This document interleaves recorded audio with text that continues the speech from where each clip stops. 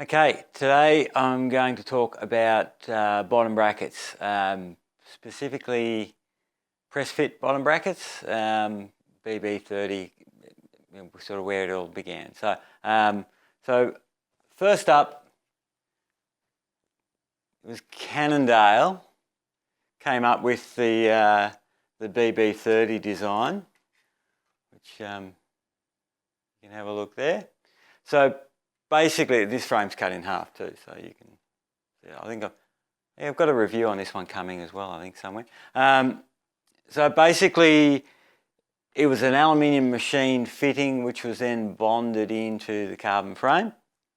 And the whole idea was to reduce an interface. So by just having the bearing pressing into the frame, you don't have that threaded interface, therefore it's a bit lighter, bit more direct, all that sort of stuff. So that was the whole theory, which in theory makes perfect sense.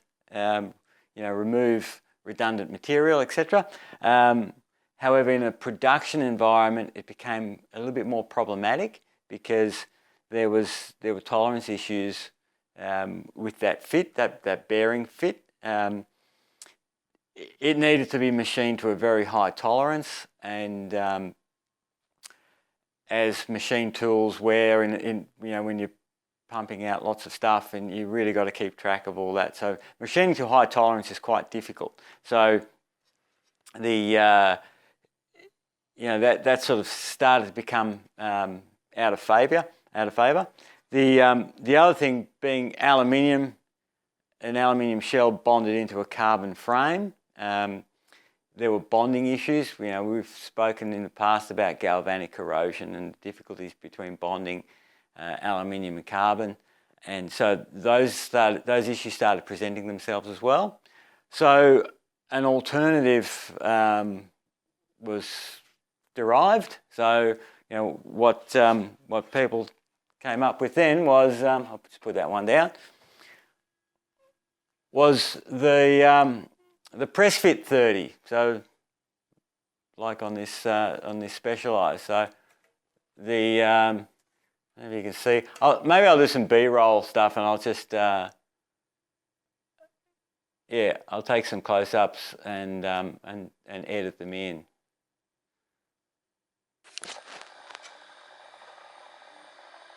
There you can see the carbon shell. It's sort of moulded in, and it's a moulding which is then bonded in. Now on the other side, you can see the wear, how that material's been worn away in that area, and that's what's causing the fit to be a bit sloppy. So basically what they decided to do was, instead of bonding in an aluminium shell, let's bond in a carbon shell so we don't have those bonding issues. That all makes sense, right? However, there are other issues with that, in that the fit of the bearing and also carbon not being an ideal bearing surface. Carbon's got typically low bearing strength, so by that it means it doesn't like faces rubbing up against it and pushing against it, all that sort of stuff. So it's not ideal for that situation.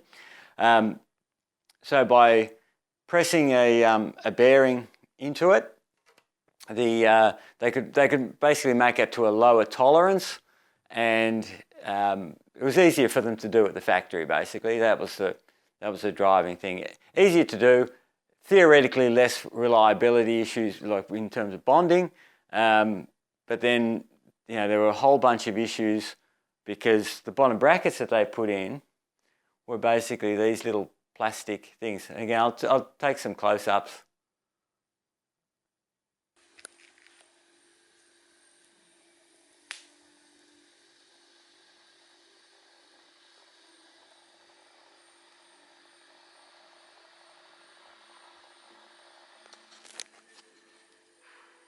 So basically the idea was that we'll press those in, and so you basically push that in. Now the problem was that tolerance wasn't ideal, and the other thing that would happen is you get wear in the bottom bracket shell, and so it would no longer be a press fit, it would just actually slide in and be loose. So again, I'll take some close-up of that. I don't know if you can see it like that, but I'll put it on the bench and I'll take some close-ups. But basically that's supposed to press in and it just drops in. So, and it's loose. Fit is pretty good. But then if we flip it over, you can see it just drops in and is loose. So it just drops in like that. So this other rotor one I've got is the same. So it's not the cup that's the problem. So it wasn't just put that one down. It wasn't just Specialized that were having the problem. Other brands as well. We've got this Cervelo, same thing. It's just, you know, that's supposed to be a press fit, and you can hear it rattling around. So it's on both sides. That side's probably not as bad. So that ended up being a problem. I'll put that one down. That ended up being a problem. You know, cranks were noisy, like creaking, all that sort of stuff.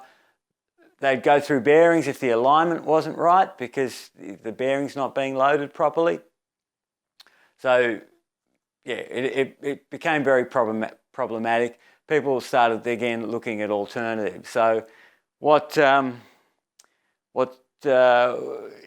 you look through the Specialized installation manual for their bottom brackets, when they first came out with the system with this press-in cup, the instructional manual said to apply grease to the cup and press it in.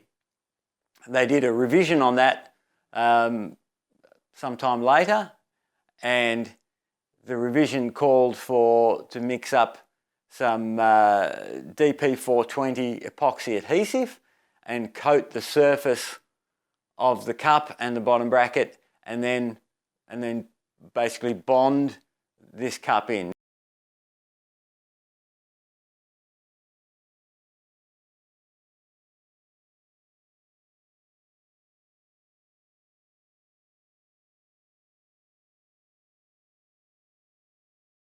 This is a Delrin plastic cup, which the epoxy is not going to actually stick to very well at all. However, that epoxy is there to fill the gap because they realised they were getting a gap in the adhesive, in the fit, and so that needed to be filled with adhesive. So then all these other aftermarket players came in. You had Rotor came in and they did a plastic one. There were other machine one, Praxis, a whole bunch of them came in to fill that, to try and fix that that problem with, you know, with the creaking and all that sort of stuff. So there were aluminium wheels manufacturing, Praxis, Hope, a whole bunch of different ones to try and solve this problem. Infinite BB was another one, trying to solve this problem of creaking. From the brand's point of view, what Specialized ended up doing was they went back to bonding. So they had the same carbon shell in the frame, but then in the factory they bonded inserts into the bike, aluminium inserts, which then basically take it back to a BB30 type situation. So